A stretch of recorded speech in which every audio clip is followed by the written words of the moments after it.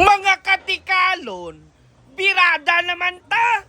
Installation sang TV console, tahom-tahom nga kitchen cabinet, kitchen island, gagamis-amis nga buffet cabinet. Pero sobong, hindi sa Iloilo, kundi sa Kapis na. Dili ka mo dibla, umpisahan ta sa sosyalan nga kitchen cabinet, ay abaw!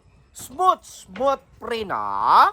Hindi lang na damo na masulod mo te pre. Hindi lang na samtang galuto ka, damo apatis kag langgaw butang mo dio. Pati karaha na mo pre. Ari pagido kadtuan tabla ang mala John Lloyd Cruz nga kitchen island bla pre. Ay abaw! Nami di mga pingapi pre.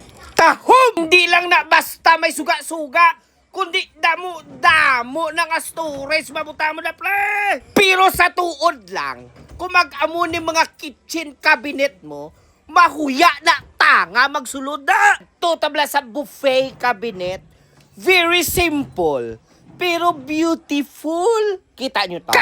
Ang tabla ang installation sang tahom-tahom nga TV console. Tanawan nyo niya. Boom! Hala!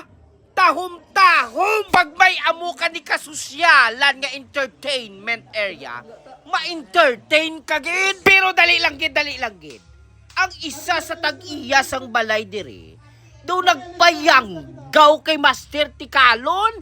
Nagsulusok-sok man siya sang mga pampam ni Master. Tanawan nyo. Di ka mo ya! Asta na lang gidya kamo sa Cloud9, pabuking na kamo kay Master Tikalo next year para makatilaw man kamo tubliron. Again, this is Master Tikalon. For your future needs, just follow me.